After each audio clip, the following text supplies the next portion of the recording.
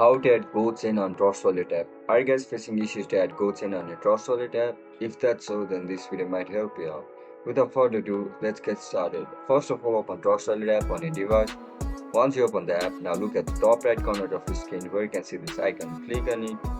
Now click on search bar and search for GoChain.